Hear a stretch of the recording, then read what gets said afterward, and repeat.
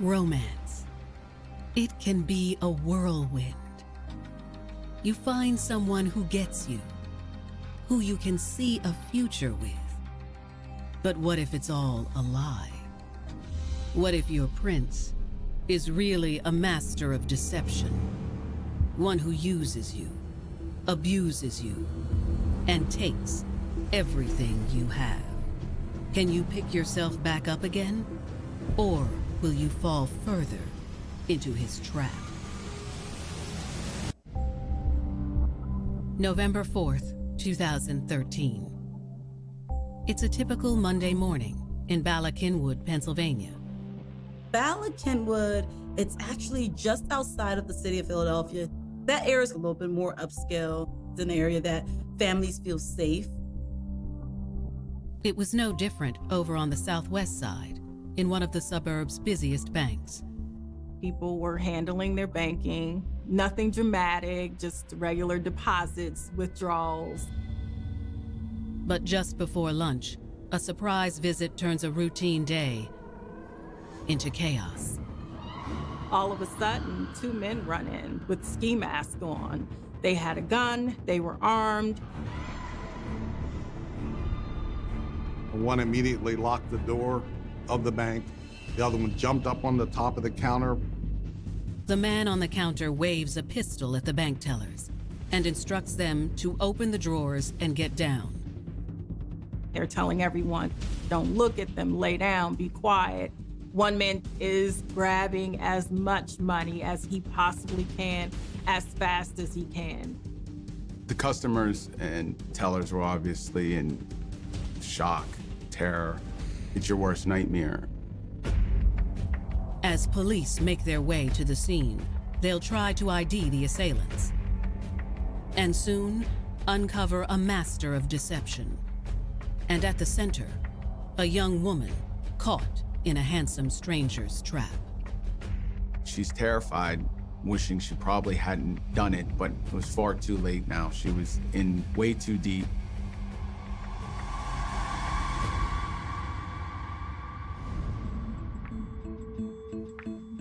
Recent high school graduate Kalia Kane had the world at her feet. Kalia is a very beautiful person without even trying. She's radiant. People are drawn to her, and she's drawn to people. There was no one Kalia was drawn to more than her young son. He was her pride and joy. Everything she did was definitely for her son. He was her #1 priority. She would do anything for him. The single mom was determined to give her child everything. And in the summer of 2013, she found a stable income. She got a job at a bank right outside of Philadelphia. She was a bank teller. She is able to take care of her son and give him the best life possible. She had planned to go to college, and at that time, the bank had even had a program that would send her and pay for her schooling. That fall, Kalia took a big step for her future and spent the day taking college placement exams for the upcoming semester. She's determined. She's made up in her mind, I'm going to start working on some things, enroll myself in college. That's when she met a man who would change her life forever. 22-year-old musician, Marquise Wilson. Mike was on campus passing out his CDs. He dressed nice, he spoke well, and he was attractive. He had a huge smile that was warm. It was welcoming. They started talking and they just hit it off. He was a very smooth talker. Kalia couldn't believe how taken she was with the handsome stranger. And when Marquise suggested they grab a bite to eat, she said yes. The two talked for hours. He could carry on a conversation like a real conversation. He knew what was going on in the world around him. He's got that smile, he's got that swagger, he's got the charm. Kalia told Marquise about her young son. He was very sweet. He was very open to her having a child as well. He was really just saying all of the right things. It was just a moment where you felt as though this person gets me. The two connected over their shared love of music. Mark played her music that he had written, and Kalia knew from that moment that this was somebody special.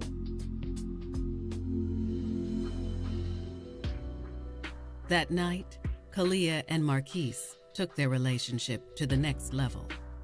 He knew all the right things to say, and he sweeps her off her feet. Even though the time span was so short, Kalia ended up spending the night with Mark.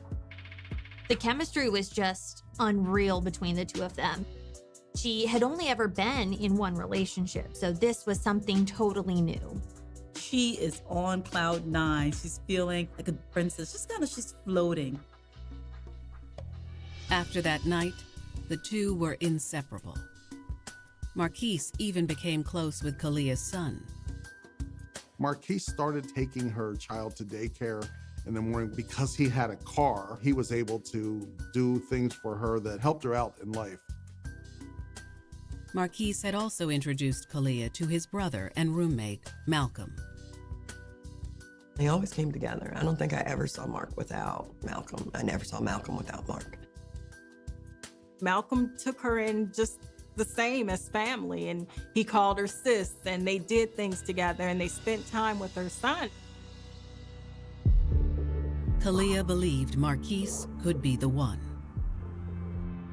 But soon, Kalia would find out some things in life are just too good to be true. November 4th, 2013.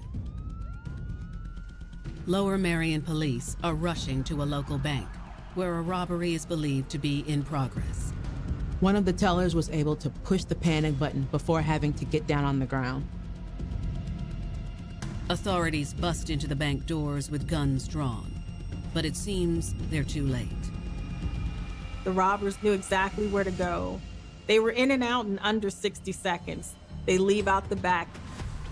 As police examine the crime scene, they'll soon learn that this was no ordinary robbery. Police were suspicious that these robbers had some prior knowledge of that bank. This possibly could have been an inside job.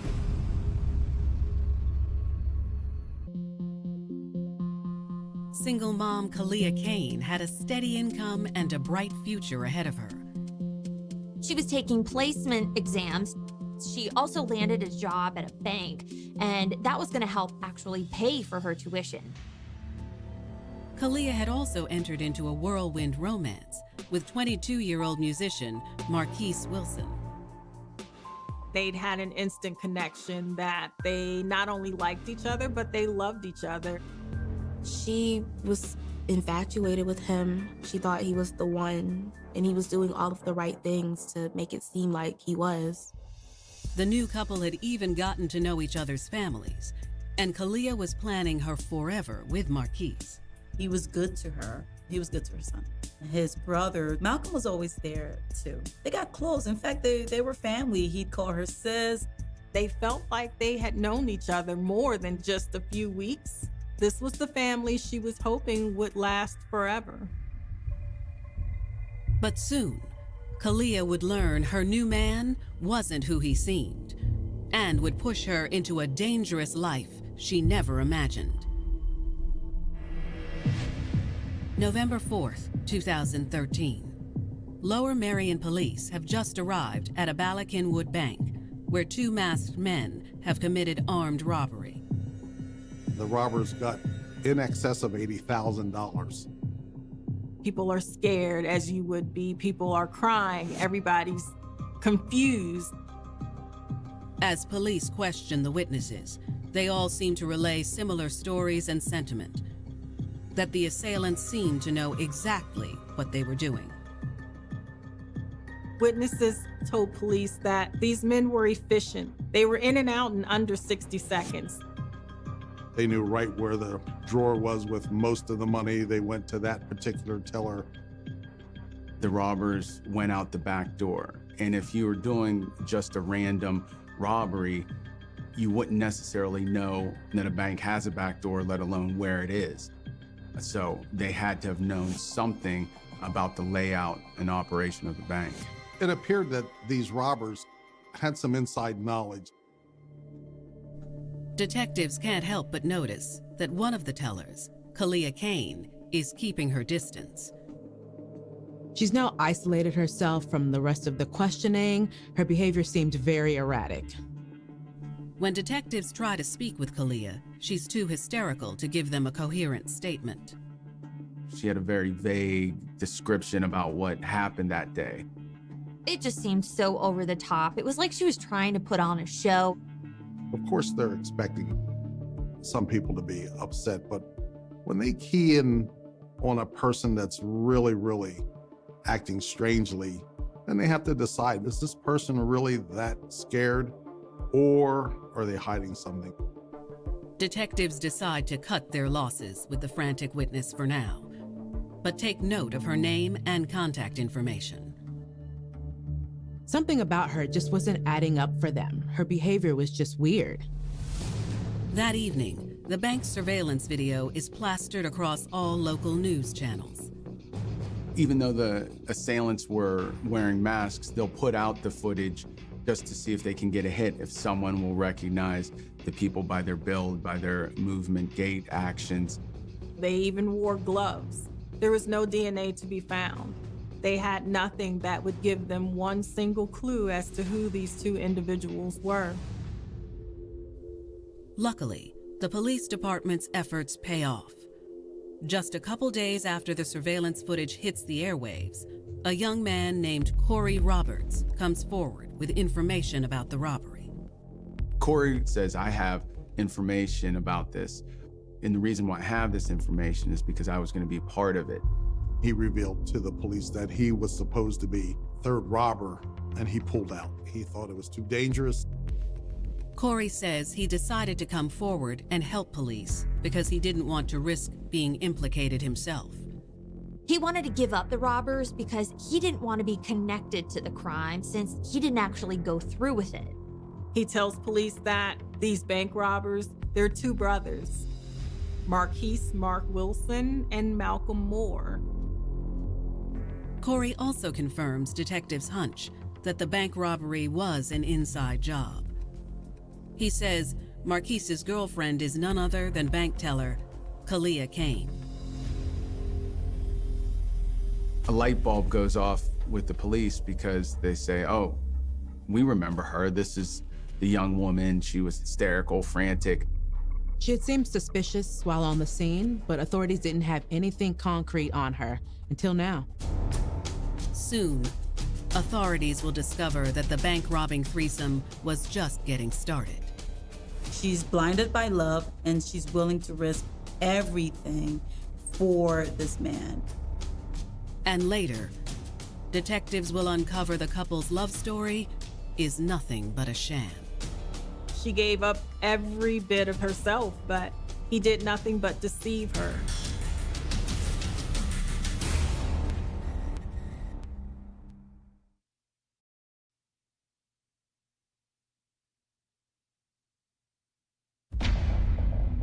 November 2013. Lower Merion detectives are investigating a local bank robbery where two masked men got away with over $80,000. They released the surveillance videos to the public on news outlets. Fortunately, detectives have just caught a lucky break. Corey Roberts came forward, telling police that he knew everything. He was supposed to be the third robber, and he pulled out. Corey IDs the two masked men as Marquise Wilson and his brother Malcolm. He says he hadn't known the brothers for too long, but from the beginning, they were trying to get him in on a robbery. Corey says Marquise was a struggling musician and was having trouble making ends meet. Mark pretty much had enough. He was at his wit's end, and he said, I need some money. That's when Marquise turned to his girlfriend, Kalia. Marquise comes up with this idea, hey, you work at a bank, maybe we'll rob this bank, the one that you work at. According to Corey, Malcolm was all in. But Kalia was a different story. She kind of like laughs about it, but eventually she finally realizes these guys are serious. Corey says Kalia tried to offer up other solutions to Marquise's money woes, but Marquise was determined. All these other options just fell on deaf ears. He pleads with her and says, this is the only way out. We just have to do it. He said it was something that they could use to build their life together. It was something that would help her and her son, and they could build a family together. Corey tells detectives that Kalia finally gave in. She really loved him. She saw his situation and that he was down on his luck. And I think that her heart really hurt for him. So I think that she was just open to doing anything that she could to help. With Kalia on board, Corey also decided to opt in. And the four of them began planning out the robbery. Kalia told them that Monday mornings is the best time to do a bank robbery. You have the deposits from the weekend that haven't even been logged yet. She also informed her boyfriend of the exits out of the bank. So they entered one door and used the back door of the bank to exit to hasten their escape. On the morning of November 4th, the foursome parked outside of the bank before Kalia's shift. She told them, wait to go into the bank. I'm going to send you a signal. And that signal was a blank text message. She didn't want to send any words or any text that the police could use and incriminate themselves. Kalia was smart.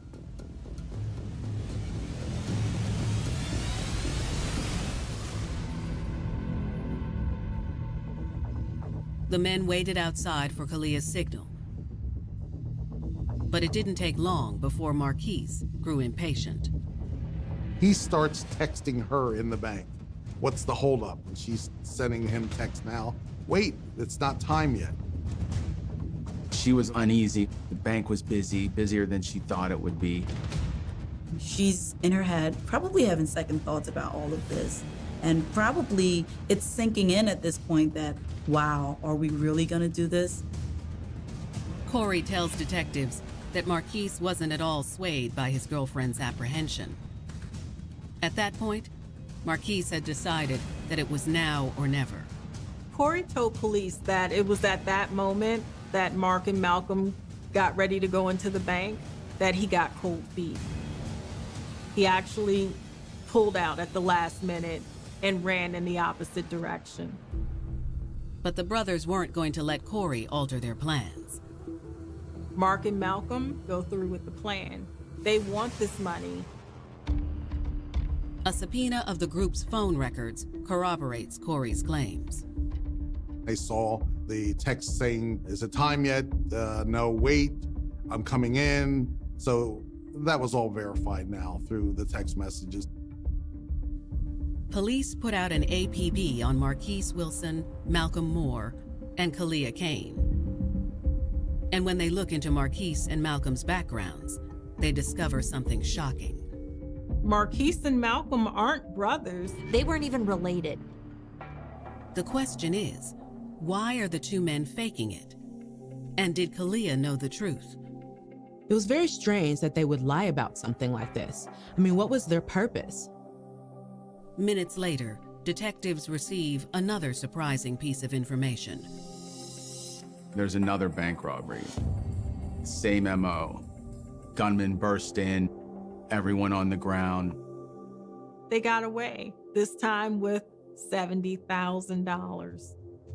Detectives suspect the same trio from the first robbery had struck again. And when they head to the second bank to review the surveillance footage, their theory is confirmed. There it is. There's Kalia casing out the bank just minutes before the robbery. She's a woman in love. She wants to do everything he asked her to do, so she agrees to it again. when Marquise asks Kalia, "Can I rob your bank?" Marquise and Kalia were still in that like lust stage that we think we're in love, but she's still so excited about him. It's a good time to ask such a favor if you're Marquise, because she's vulnerable and she's going to say yes to practically anything. In that relationship with Marquise, he needed her. And so she goes along with the plan.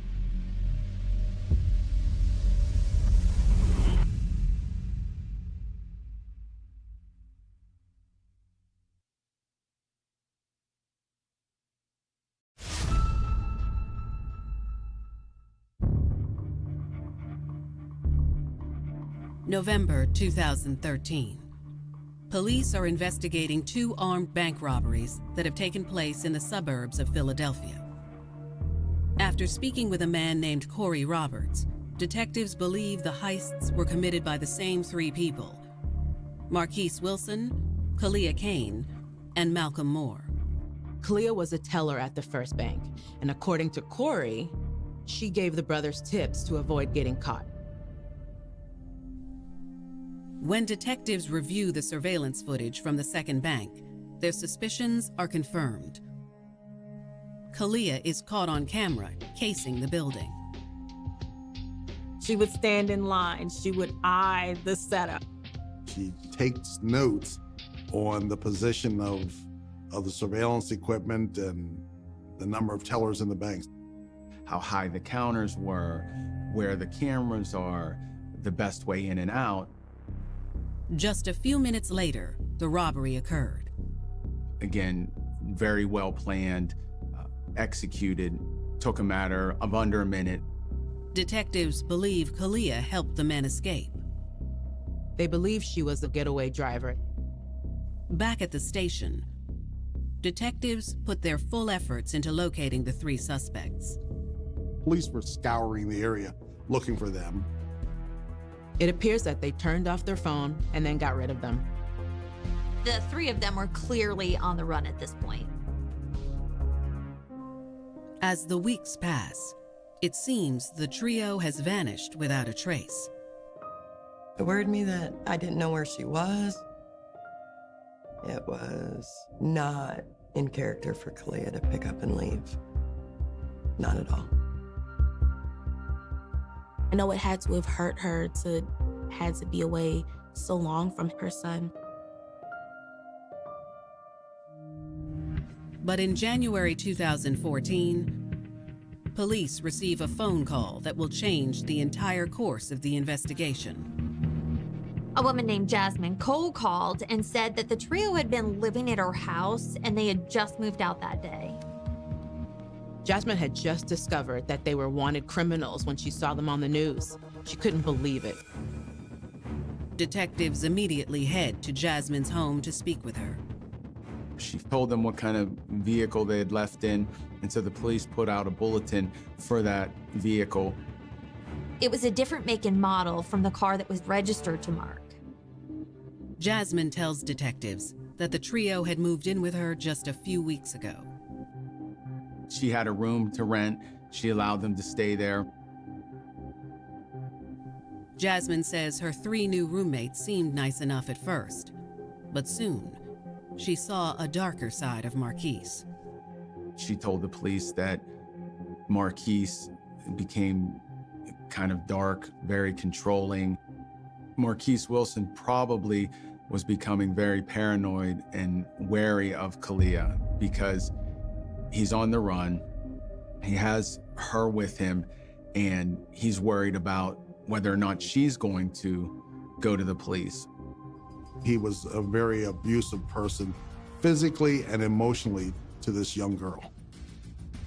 Beating her with a belt and locking her in the basement. Marquise wasn't going to let her get away, and Kalia was terrified for her life because Marquise actually carried a gun around and he threatened to take her life away. He's shown a completely different side to him. This kind, loving, smooth-talking man that she had fallen in love with is now a different person. Jasmine says she wanted to help Kalia, but she became scared herself.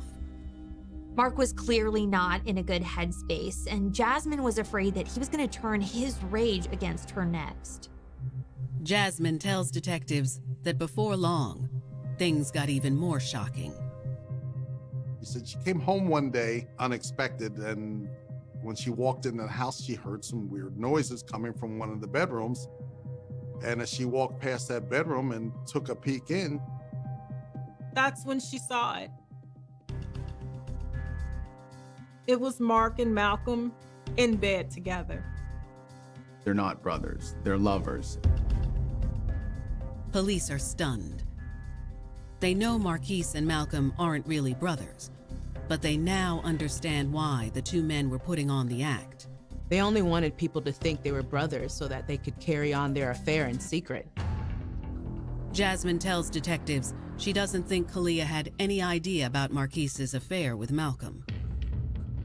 She didn't think Kalia would have known. Surely no woman would think that her man was in love with his quote-unquote brother.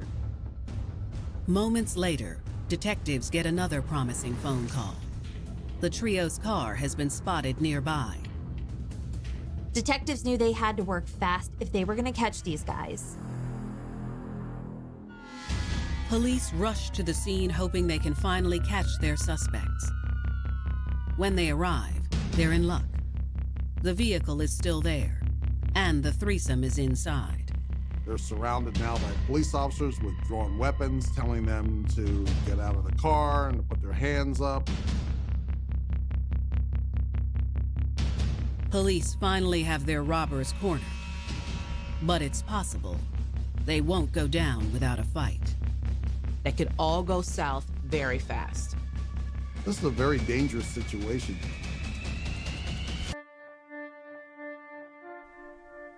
January 27th, 2014. After 2 months on the run, police have located Philadelphia bank robbers Malcolm Moore, Marquise Wilson, and his girlfriend Kalia Kane.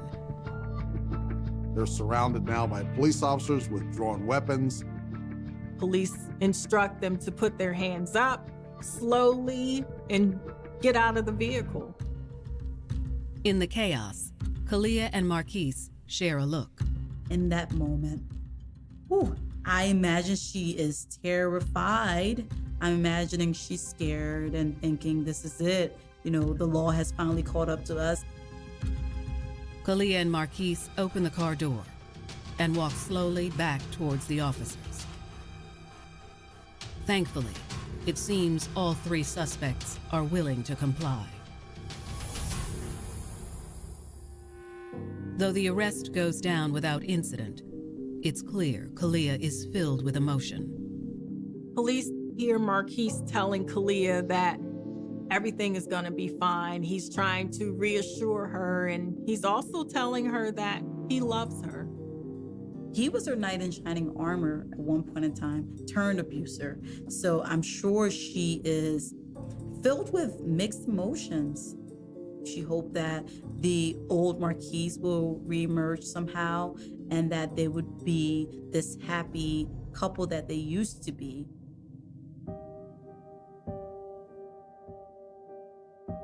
Word of Kalia's arrest spreads quickly in the city. That part was over. Finally, that part was over. Knew where she was. Finally knew where she was. I was sad for her, but there was a little bit of relief.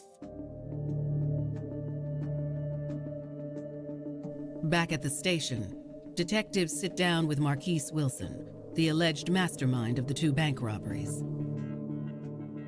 Marquise, when he's interviewed by the police, is being coy, trying to find out what they know, playing that game. Marquise is uncooperative. Police say, hey, look, we've got all this information. We have text messages that you sent between you and Kalia. We have you on surveillance footage. We know it's you. The police tell them that, we know everything about this operation. A friend of yours told us everything.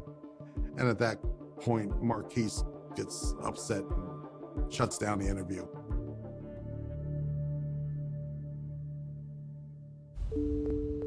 When investigators try speaking to Malcolm Moore, he's just as tight-lipped. But detectives think their luck will shift when they sit down with Kalia Kane. They obviously know that she wasn't the motivating force behind these robberies, and so they think she would be the weakest link to begin to talk. Detectives confront her with all the evidence they have against her. Corey's statement, the text messages between her and Marquise on the day of the first robbery, and video surveillance of her casing out the second bank. But to their surprise, Kalia isn't fazed.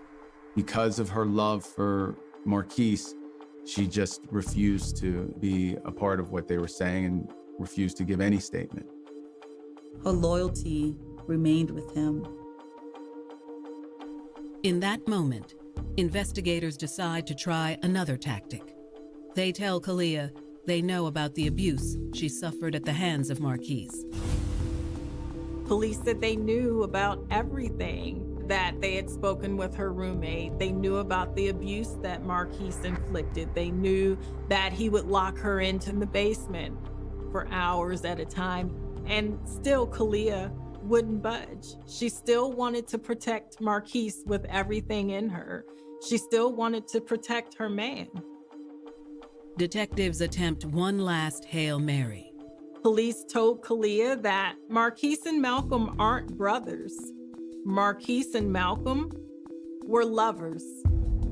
You've just been manipulated by this man. He doesn't care about you at all. His lover is Malcolm, the person he's told you was his brother all this time. When she found out that Malcolm and Mark were actually lovers, it was hurtful because the first thing probably going through her mind was he just using me to rob this bank because I worked at the bank? Did he ever actually love me? Finally, Kalia begins to show some emotion. People can't pretend to be somebody they're not for long. I don't believe that Mark ever thought about her as truly a girlfriend or someone he was gonna spend his life with and live happily ever after with. Detectives feel confident Kalia is about to turn on Marquise. But instead, she lawyers up. I don't know that it's sunk in all the way for her. I would imagine she was in a state of shock, and I would venture to say she was probably in denial about it as well.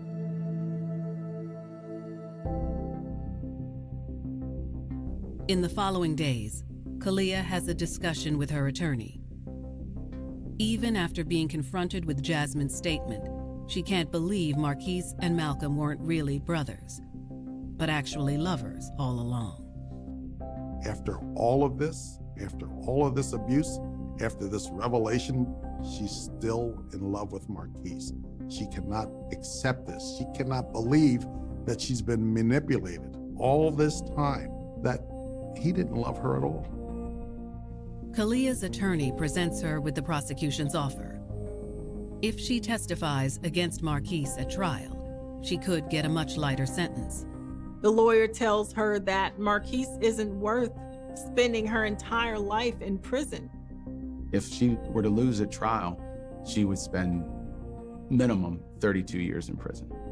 And our lawyer tells her, you gotta start thinking about your future. You're a young girl. You have this child to take care of. You have a family. It's clear Kalia is torn. After the abuse, the deception, the lies, she still has feelings for him. Kalia has a serious choice to make. It's not uncommon, actually, for manipulative men to trick good girls, making them feel like they are the only person that exists on the planet Earth. And once these manipulative men, such as Marquise, has won a person over, then they really can basically get them to do anything they want. Because at this point, the person is completely reliant on them.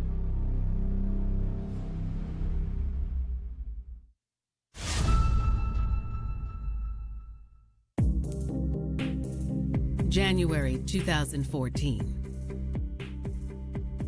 Single mother Kalia Kane is in police custody after helping her boyfriend, Marquise Wilson, rob 2 banks. And she faces a possible life sentence for her role in the crimes. She helped him steal over $150,000. But now she's learned that Marquise had been lying all along, and that his so-called brother, Malcolm Moore, is actually his lover. She really wanted somebody to care about her. And she thought Marquise was the person. But Marquise was nothing but an abuser and a manipulator. Kalia's attorney pleads with her to take a deal and agree to testify against Marquise at trial.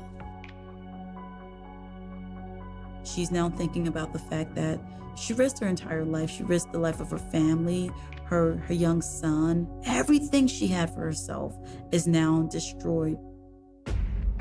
To everyone's relief, Kalia ultimately takes the deal. At the end of the day, she had finally gotten over that, oh, I'm so in love thing, and realized he probably never cared about me the way that I cared about him. There was no point in being loyal to them anymore.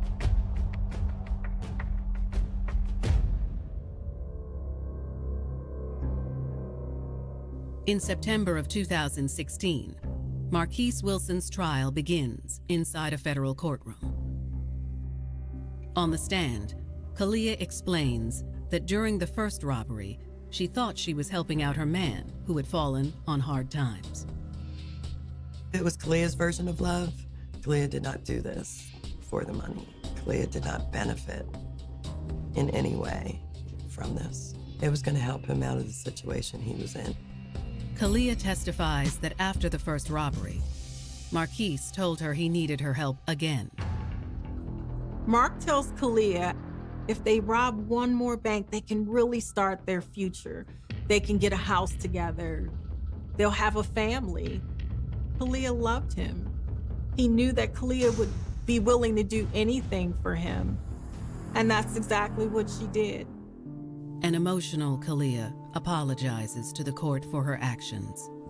She thought no one would get hurt, but she didn't realize the emotional trauma that everyone would go through. I think her testifying was more about their relationship on a whole, where, being removed from him, she could see it more for what it really was and how just unhealthy and manipulative it really was. Kalia's testimony seals her man's fate. Marquise ended up with 43 years in prison. As part of her plea deal, Kalia Kane is sentenced to 7 years behind bars. I feel like the 7 years was fair. I feel that it was a long time taken from her, but she gave away her power, and I was okay with it. I wish none of it ever happened, but it did. As for Malcolm Moore, the man Marquise fooled everyone into believing was his brother, he is also found guilty and sentenced to 32 years. If you use a gun in a crime, we're going to punish you for it. Kalia was released from prison in 2019, and today is continuing to slowly pick up the pieces of her life. She still is under the care, custody, and control of the prison bureau. She'll have several years of probation. I know that her main priority, though, is just taking care of her son. She's working really hard to do that and kind of pick back up where she left off.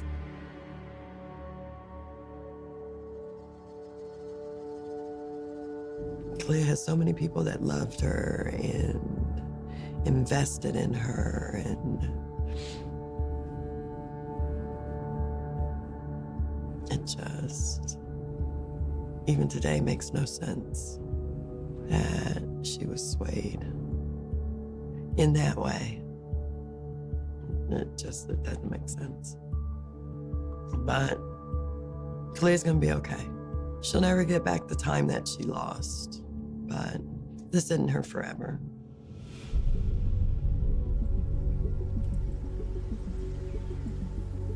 Meeting someone new can give you hope for the future, for a life together, a family. But when your new love has a dark side and isn't who you thought he was, it might just destroy you and everything you had hoped for. When it comes to matters of the heart, be careful who you trust. Abuse is never okay.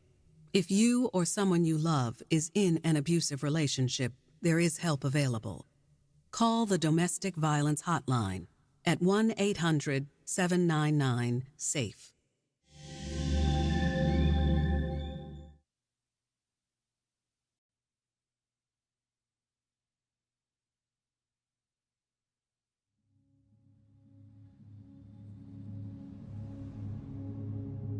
Falling in love can feel like the world's spotlight is shining down on you. All the adoration, all the attention is yours, and yours alone. But love's beaming light also has the power to blind. And if you're not careful, you can easily lose sight of the dangers lurking around you.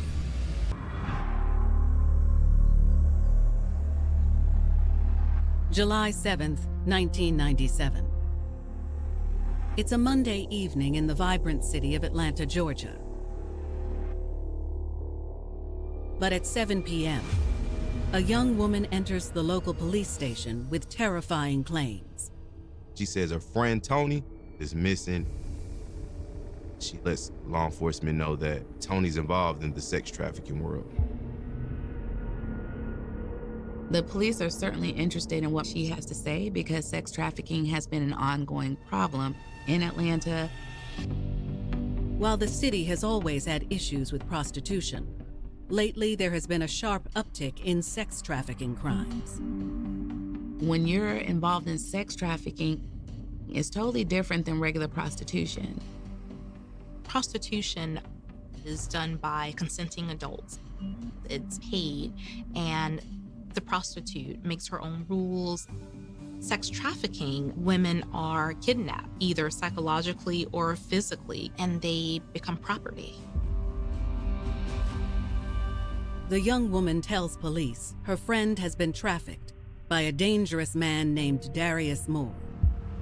She's concerned because she knows that this man, Darius, has his claws in deep into Tony. She expressed to them that if they didn't step in immediately, that she could never be heard from again. As police begin their search for Tony, they'll uncover the shocking story of a free-spirited young girl who got in too deep with the wrong man and became cheated by love. She just got caught up in a lifestyle that wasn't meant for her.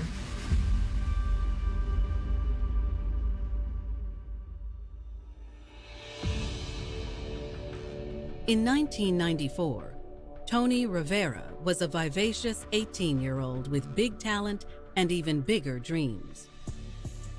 She just loved to dance at any given time. We would sit up and make up routines, and she used to always say, I want to be on stage. She always acted out on impulse. So it wasn't nothing for her to get out and start dancing. So everybody was drawn to her. Tony's ambitions quickly outgrew the small town she called home. I'm from a little town in South Carolina. It's right outside of Greenville. We only have one red light. Everybody know everybody there. She was ready to get out of the small town. Tony craved action and excitement and fantasized of a fast-paced life in nearby Atlanta.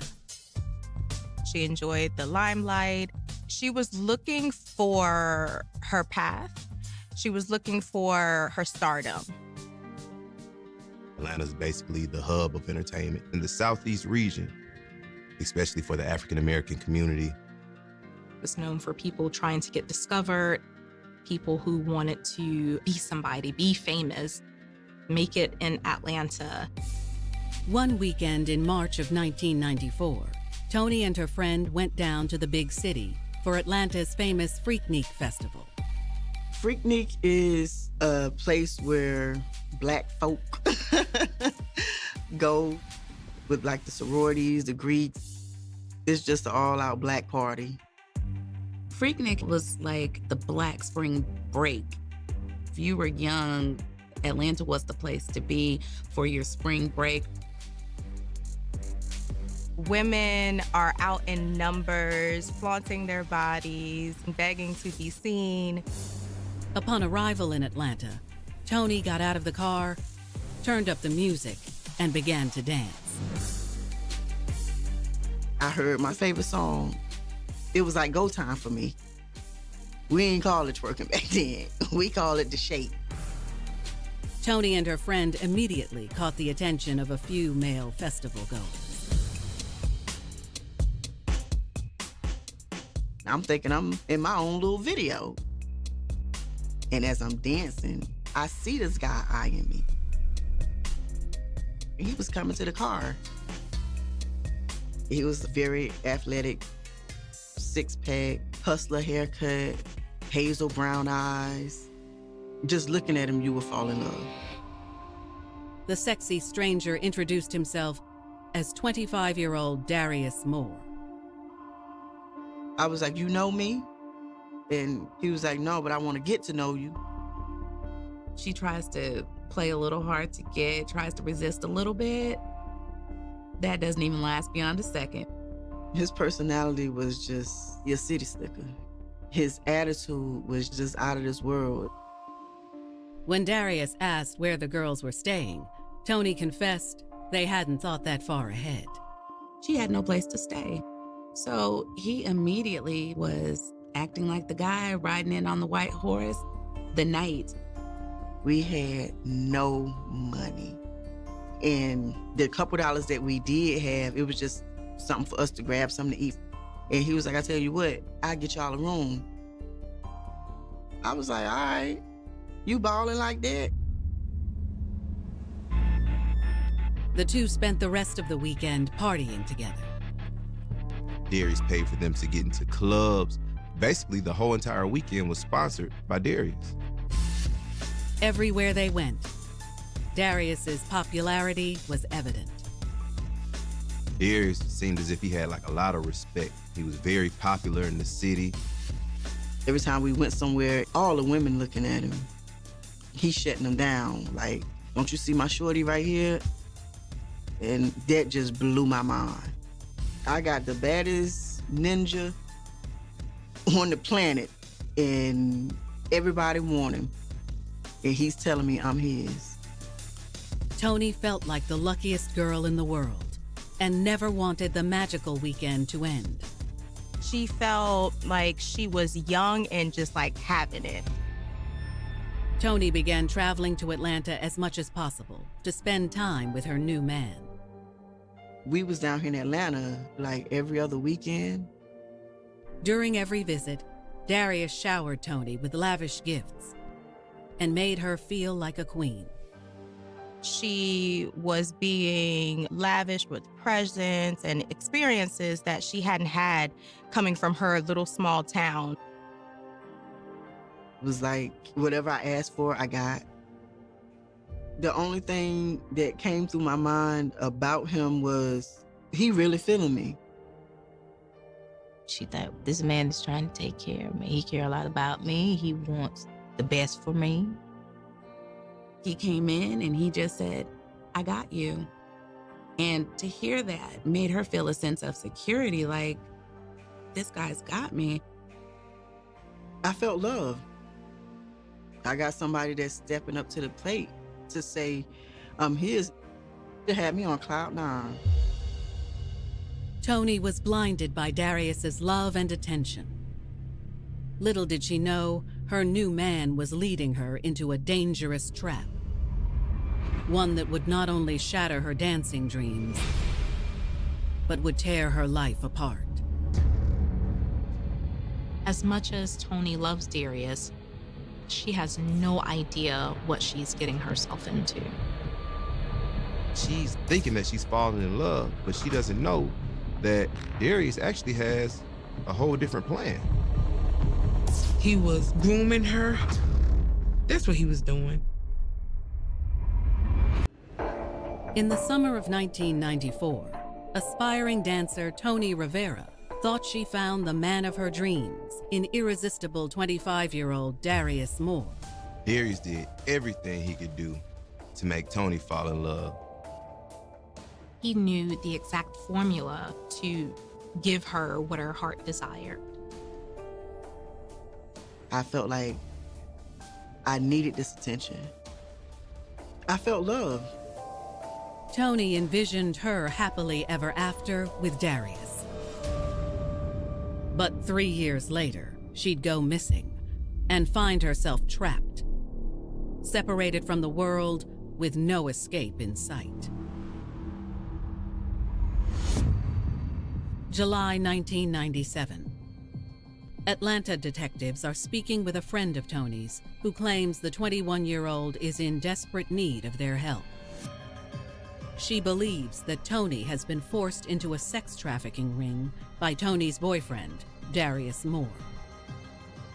She says Darius has a violent streak and would never let Tony leave. She's actually his prized possession. She wants police to rescue her friend before it's too late. Tony fell madly in love the very first weekend she met Darius. But at that point, Tony had no clue who Darius really was. He made her feel safe. He made her feel loved. He made it a point to get to know about her dreams and her aspirations and every little detail about her. He made her feel like he was her man. Darius even told Tony he wanted to help make her dancing dreams come true. Felt so right to have someone listening and caring and being attentive. Someone who could look her in the eyes and make her feel special. I got the loving, anytime you need anything, I got you, don't worry about nothing. In my mind, I'm like, damn, he loved me this much. But after a while, Darius's true colors began to show.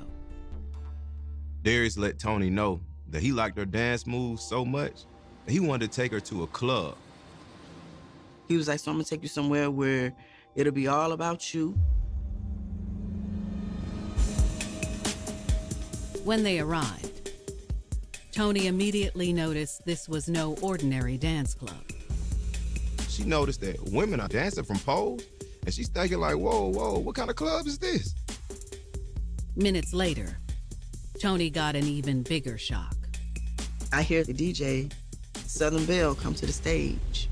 And I'm looking around to see who going to the stage. Darius, he was like, yo, go to the stage. And I was like, nah, they call somebody named Southern Belle. He was like, you Southern Belle.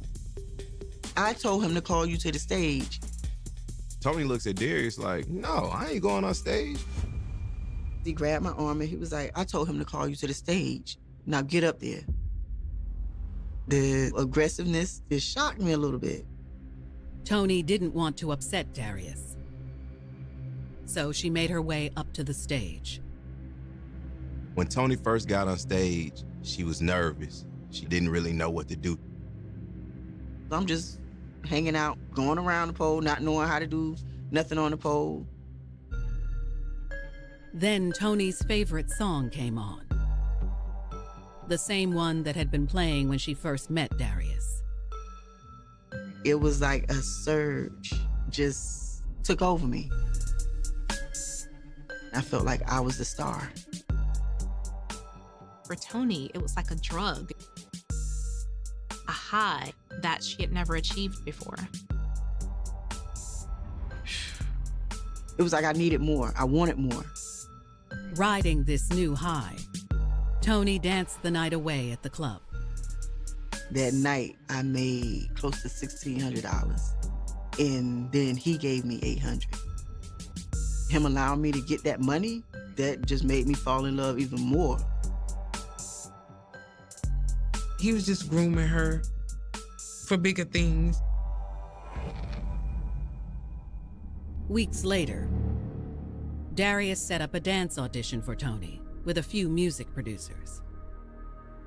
He was like, I want to get you in the studio. We're going to blow you up. You're going to be the next thing smoking. It's extremely exciting. She's thinking, this is going to be my big break. Darius went outside to wait, while Tony showed the producers her moves. So Tony was in there working with these people. She was auditioning and showing her skills. She thinks her talent will open the doors for her, and all she has to do is walk through them. But after the audition, Darius was surprised to see that it was over so soon. He had an attitude. I was like, what happened? You okay? And he was like, you ain't sleep with the. And I was like, what? Darius ended up getting mad at her and was like, hey, I want you to sleep with these people. We got to make our money. I was just dumbfounded because I'm like, I thought we came here for me to be in the studio. What Tony didn't yet realize is that Darius couldn't care less about her dreams, and that this was just the beginning of his heinous plans for her. Little did Tony know that Darius had a serious agenda. Darius gave Tony the illusion of love, and he gave her this illusion with a huge consequence.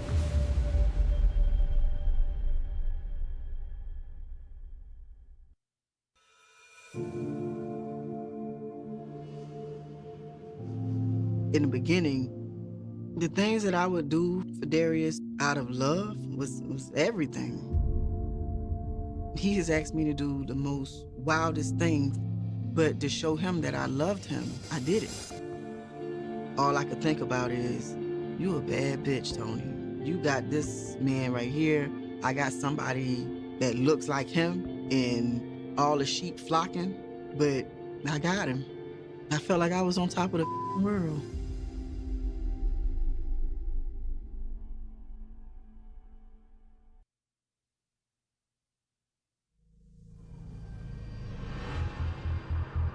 July 1997.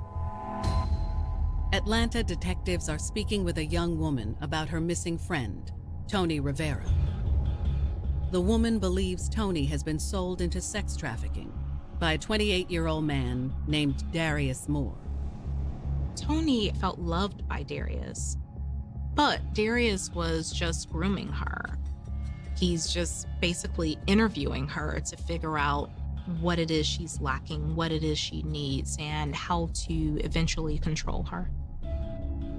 After Tony had been dating Darius for a few months, he hooked her up with some of his music producer friends for a dance audition.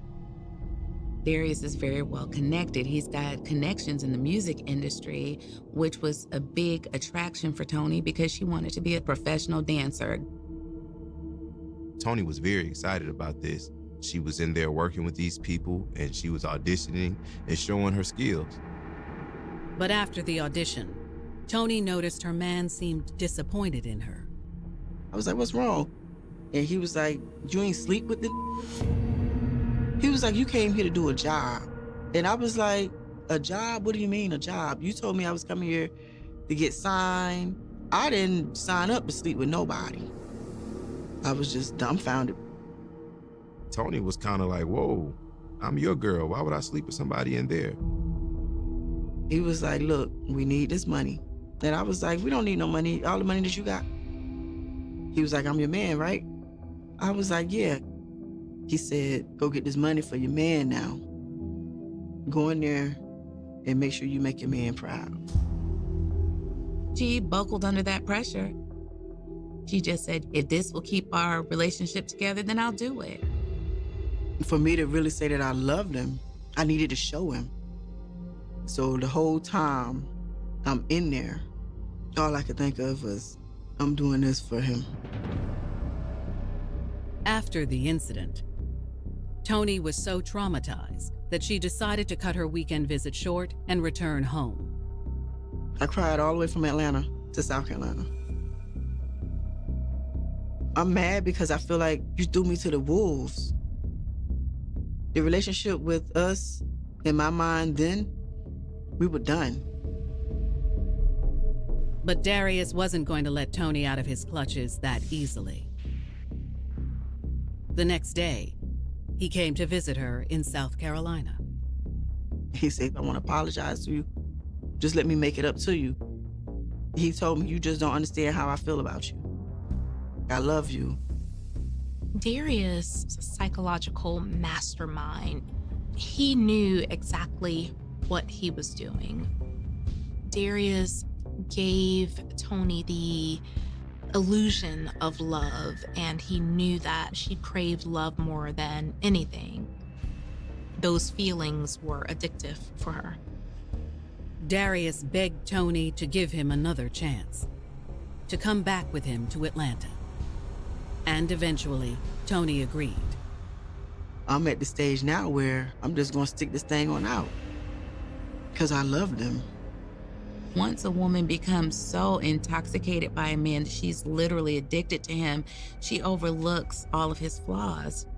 She's able to forgive him for nearly anything. He was real manipulative. It was something else with him. And by the time she realized what that something else was, it's too late. The couple left for Atlanta. But when they got to the city, Darius took Toni to a place she'd never been to before. Toni enters this house, and it's dark and it's seedy. And she's shoved into a room filled with girls. Girls in here, they look, we used to call it zooted. They was just like they was on something. They all just looked at me.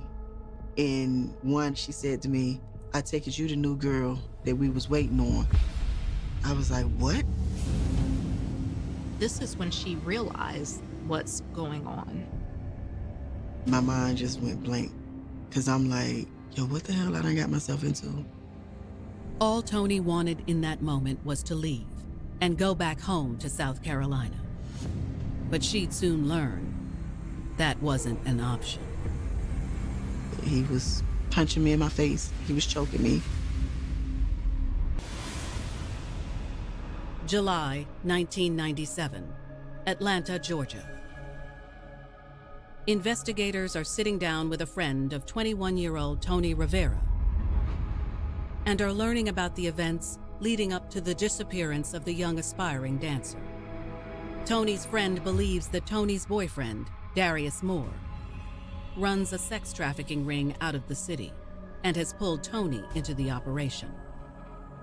Darius groomed Toni so that she fell in love with him, that she trusted him, and he could basically do whatever he wanted to with her.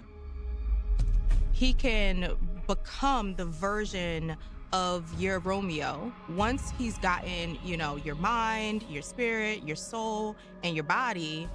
You're probably so impressionable at that age that you're willing to do just about anything. He was able to coerce her into being what he wanted her to be, in spite of who deep down inside she wanted to be. Once Toni realized her man's true motives, she tried to leave. My frame of thought was, how I'm gonna get out of here? I need to know my next move in case it be my last move. But Darius stopped her with force and made it clear there was no way out. He was saying that I had a smart mouth. I needed to be tamed. He was punching me in my face. He pulled a knife.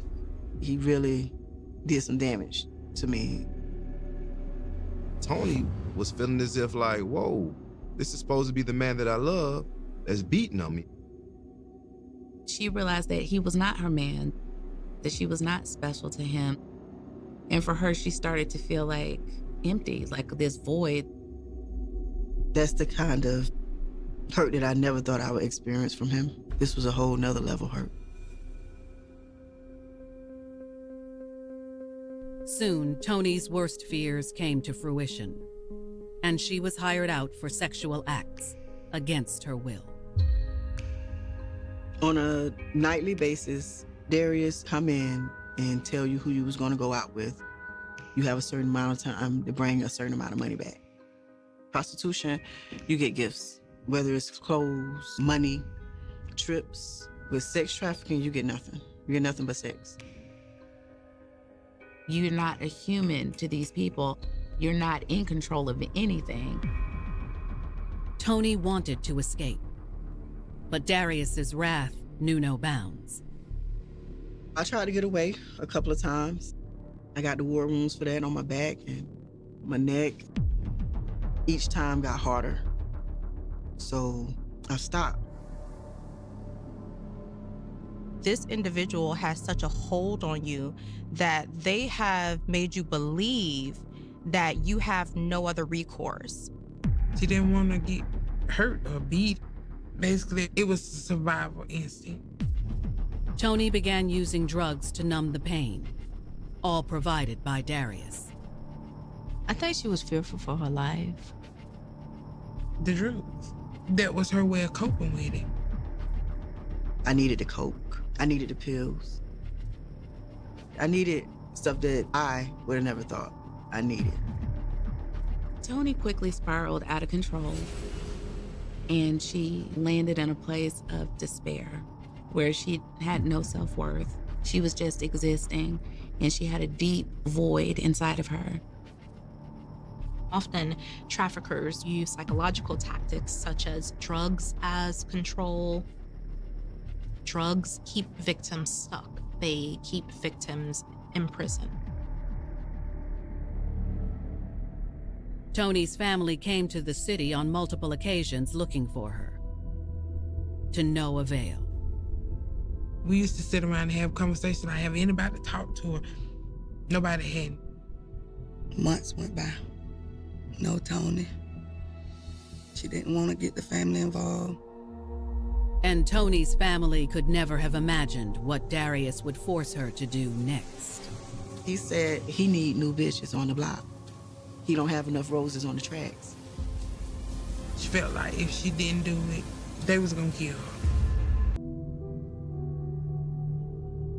This slavery of sex trafficking, people may say, well, why doesn't the girl just leave? Or why doesn't the girl just escape? It's not that easy. Their total identity has been stripped, and the longer the predator has the victim enslaved, even though it's not a physical enslavement, they have a psychological advantage, they have a financial advantage, and also an emotional advantage over their victims.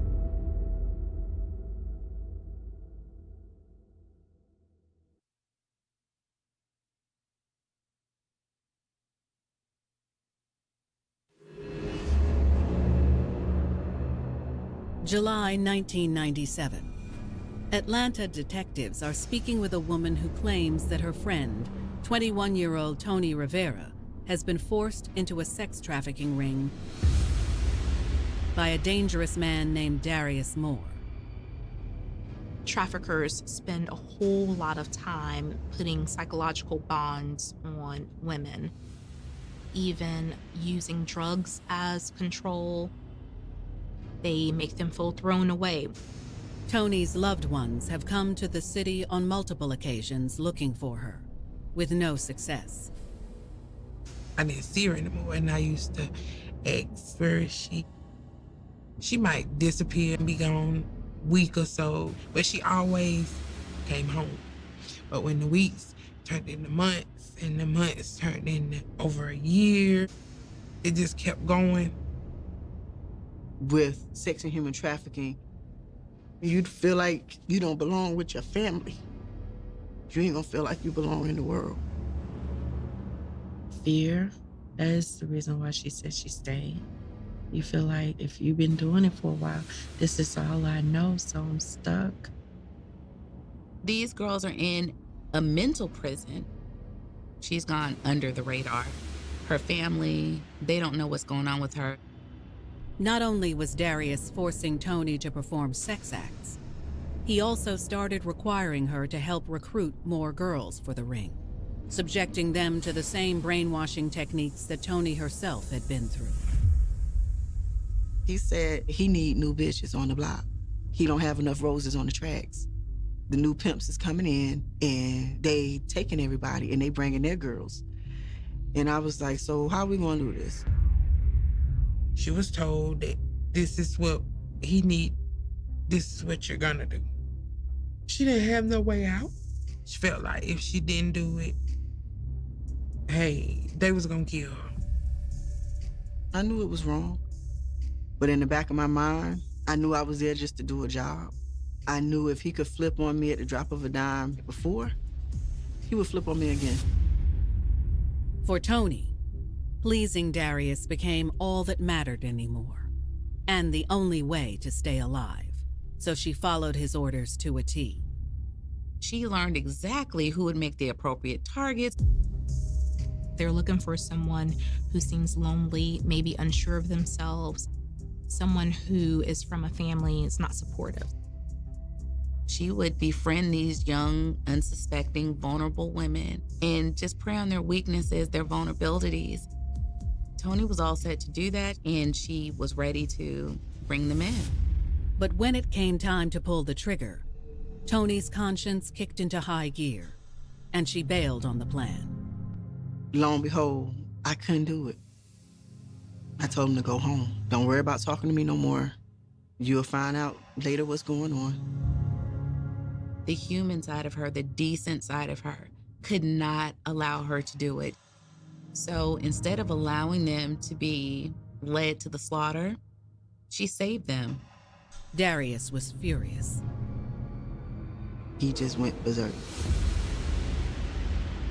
He was punching me in my face. I was just feeling the low of the low, you know?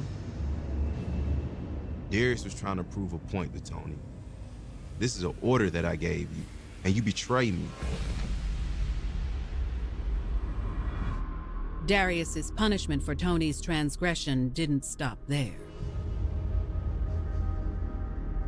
That following month was Super Bowl. Darius bet on the game, and he lost. And as part of the payment, he offered Tony. He offered me up. That night I had to sleep with 48 men. She had to endure so much humiliation, pain, degradation. They treated her like she was worthless, like she was nothing. I was just numb. I couldn't cry. I ain't have no more, just no more nothing.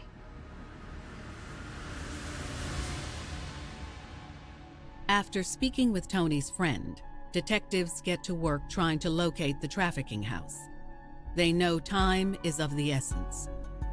The longer victims are in the situation, the longer they are in prison, the easier it is for the predator to keep them there.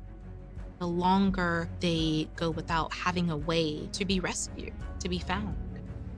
The prison in your mind is more dangerous than the physical prison that people get locked into. Detectives have their undercover counterparts put out feelers around the city. And eventually, they get a hit on a potential address.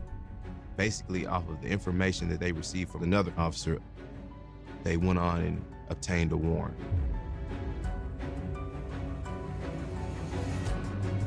With a warrant in hand, police head to the residence. Police are hoping that they can save Tony and put a stop to these rings by locking up Darius. In the summer of 1997, detectives believe they have located the headquarters of an Atlanta sex trafficking ring, where 21-year-old Tony Rivera is being held hostage by ringleader Darius Moore. With a warrant in hand, police storm the residence.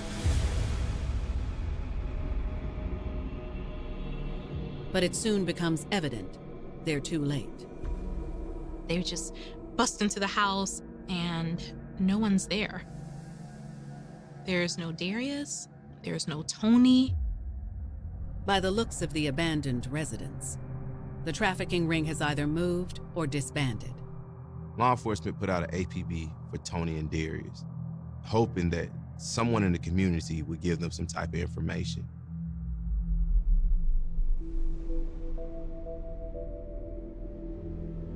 Days pass with no progress in locating Darius or Tony. But on July 15th, 1997, investigators receive some wonderful news. Tony was actually free. She got out. Tony got the strength to escape. After the incident where Darius forced her to sleep with 48 men in one night, Tony knew her life had to change. But that was my breaking point. And that was my wake-up call. Tony had, up until this point, been paralyzed in fear that if she tried to leave this man, that he would kill her. But leaving him was her only chance at life. And one morning, just a few days before police raided the trafficking house, she made her move. When she woke up, the house was unusually more quiet than usual, and she realizes Darius is not there. I don't know what, something just kicked in and was like, go.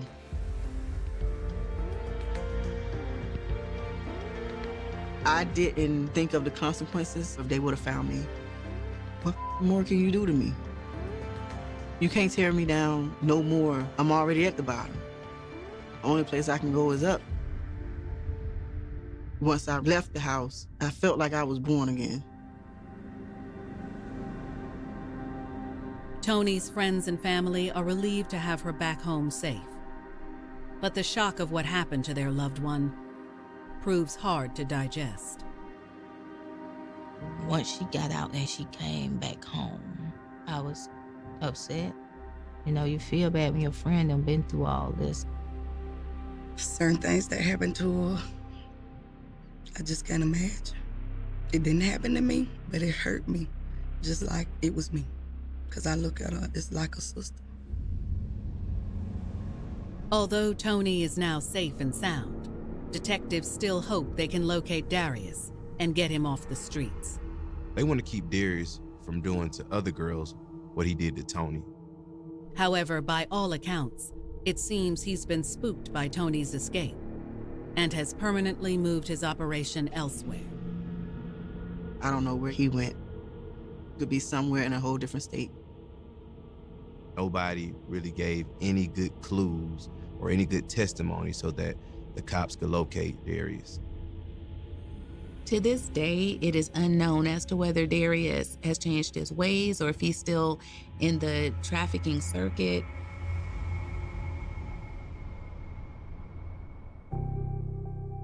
Now, 23 years later, Tony has overcome her traumatic past and is thriving.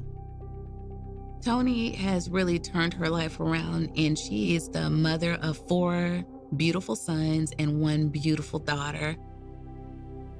I got a family, a husband. This right here is solid love for me. Tony is determined to use her experience for good and has founded an organization called ROSE, an acronym for Restored, Overcame Sexual Exploitation. The nonprofit is an organization which works to save young people captured in sex trafficking rings. Tony has dedicated her life to making sure that no other girl has to go through what she went through. Tony is essentially the new age dog, the bounty hunter for sex trafficking. She is passionate about rescuing young women from being abducted. she saved over 1,500 women from sex trafficking. And that's a phenomenal accomplishment. Tony's story is a cautionary tale that proves how blinding love can turn dark in an instant. Darius, he was able to get inside of her head and make her feel as though she didn't matter, but he did. She lost sight of the fact that she was the prize, and she put him as being the prize. What he wanted, what he needed, that was all that mattered. We all been in situations where we don't want to face reality. We think that things have changed because it's with us, or maybe they just do it this one time and they won't do it no more. We love this person. We want to be loyal to this person. But in actuality, it's killing us. I know with this getting out, not only will it help people to understand why I go so hard for what I do, but it'll also give parents that sense of, damn, she Black and went through all this. It's a must I talk to my kid. Listen to what your mom and daddy say, and listen to the saying, stranger danger.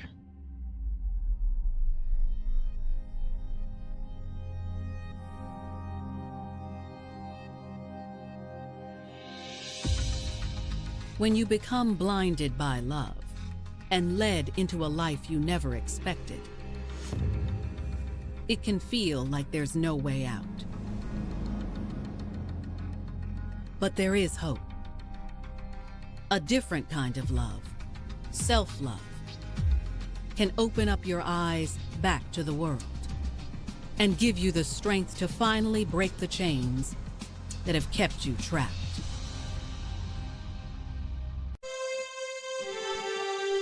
अल्लाह की जात तू ऐ झोरे सदके जेड़ो कुल कायनात चलाण आलो अल्लाह की जात तू झोरे सदके जेड़ो कुल कायनात चलाण आलो हुक्म उसके बाजना पत्थर अल्लाह ओ तेरो मेरो वजूद बनाण आलो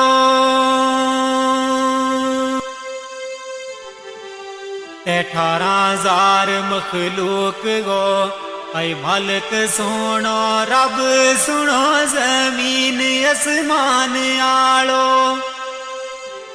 अर्श फर्श लो कलम महफूज कुर्सी जिया जून ना रिज़्क खिलाण आलो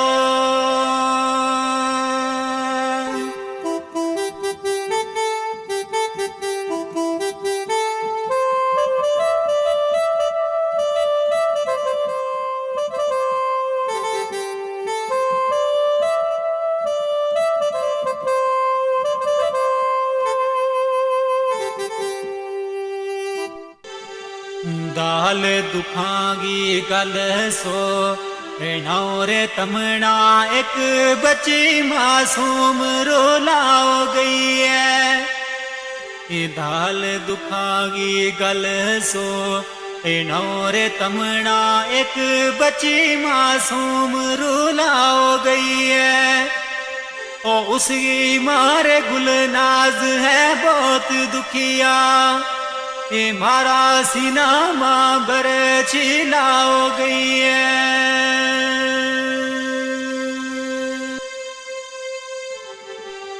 नाओ बच्ची गो अफसा में मूद सोनो रोग उमरा गो सुनी लाओ गई है ओ जिला पुणछ गिरा शिंदरा सोनो ऐ दुखिया दिलाना अफजारो लाओ गई है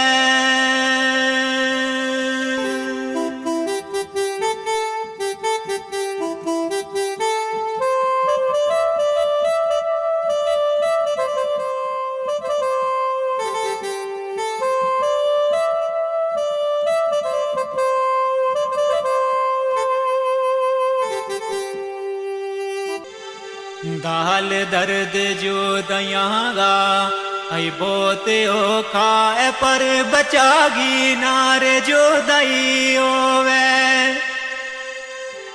दाल दर्द जो दयागा आई बहुत ओखा है पर बचागी नारे जो दई होवे ओ माना सबर करार फिर नहीं रहा तो दख्ते जिगर की जद जो दई होवे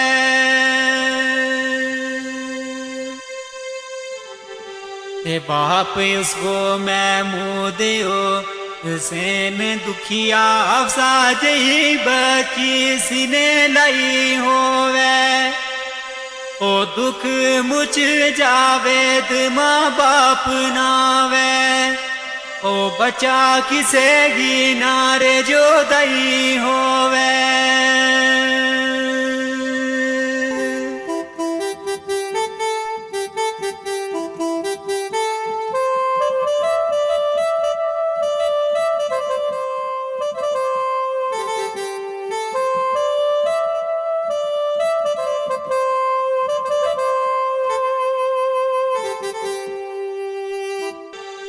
तेरे हो रब गा करम तमाम होए आस्तारा अप्रैल ना खुशी भरपूर होई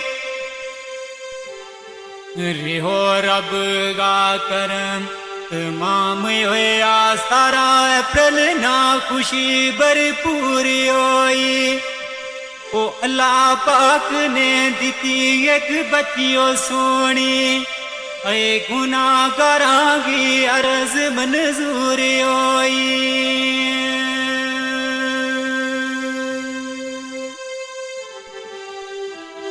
दिन माँ दाखिल रही महारात ऐ 10 बजे ऑपरेशन होयो ते टेंशन दूर होई ओ दीती खबर फिर आनी उन डॉक्टरां ने हो गई बची पर बड़ी कमजोरी होई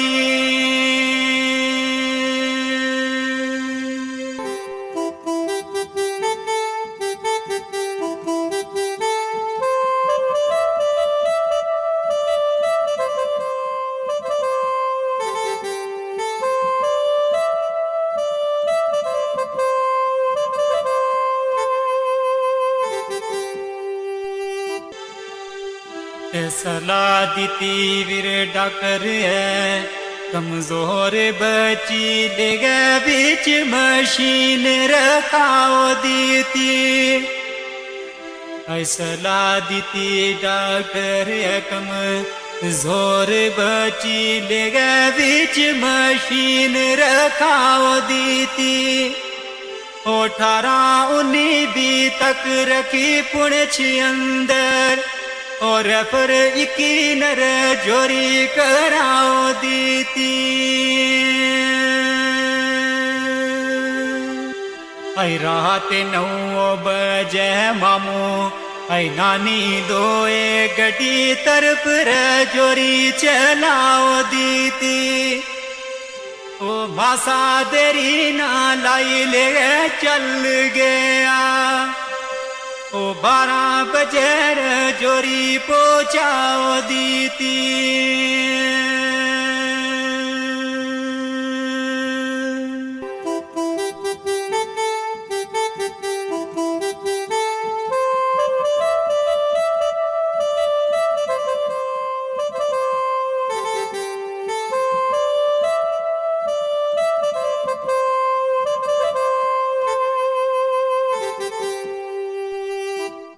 किसना चैन सकून फिरे आई उस दिन तो रास्ता बिच डाडा परेशान होया आई किसना चैन सकून फिरे आई उस दिन तो रास्ता बिच डाडा परेशान होया रात 12 बजे जोरी पुजया कि जल्दी डॉक्टरां कोल रवाने होया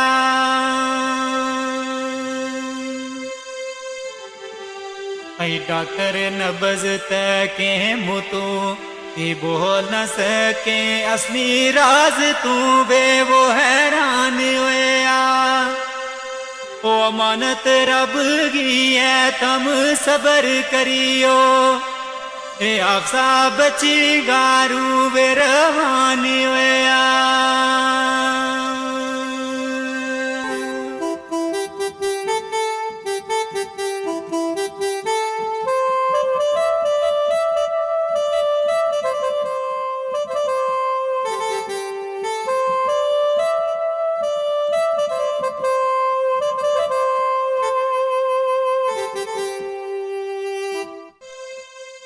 किसना ओश रे ओ सुनी ये खबर जिस दम आया है आप जाए अमना छोड़ गई है ऐ किसना ओश रे ओ सुनी ये खबर जिस दम आया है आप जाए अमना छोड़ गई है ये एम्बुलेंस करी वापस पुणच चलना मारी किस्मत अज मुखरे मोड़ गई है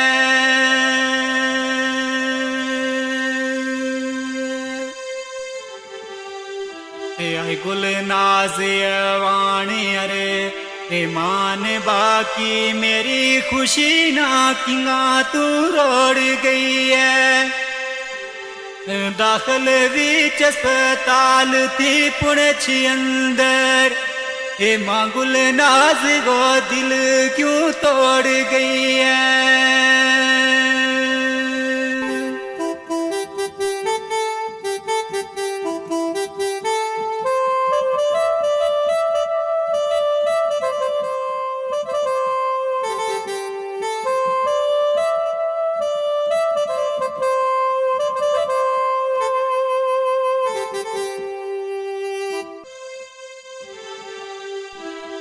अप्रैल बईना सुबह गए ऐ 5 बजे वतन शीदरा पुजे आयान सदके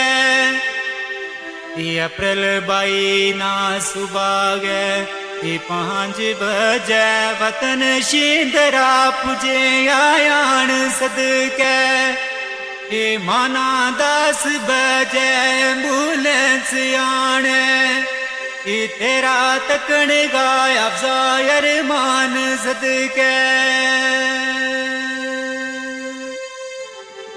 ते कितना दुख था महंगा ऐ काल जामा जाने वाया रब रहमान सदके और वे बाप महमूद परवेज नानी नाले रोवे सजाद यमान सदके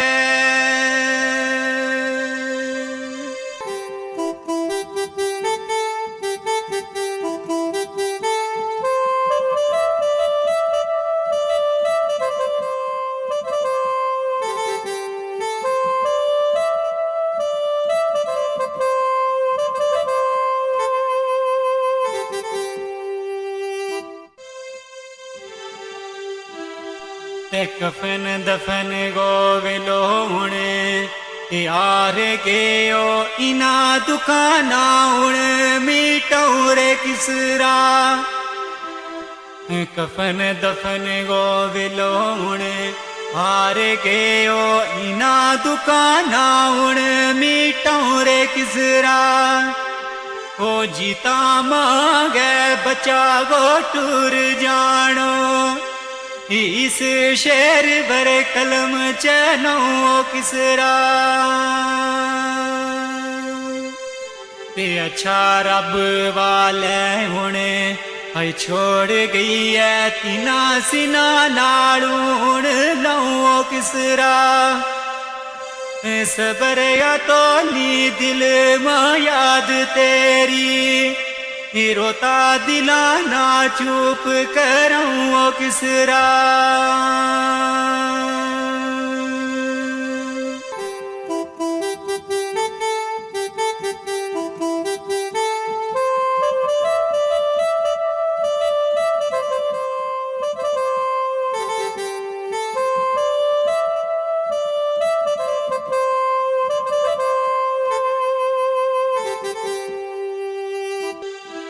फिया मान इना दुखाने ऐ मुकणोनी 4 बजे रे आपका दफनाओ छोड़ी ऐ फिया मान इना दुखाने ऐ मुकणोनी 4 बजे रे आपका दफनाओ छोड़ी वतन पुणछ गिरा शिंदराय अंदर ओ सोनी निकी जी कबर बनाओ छोड़ी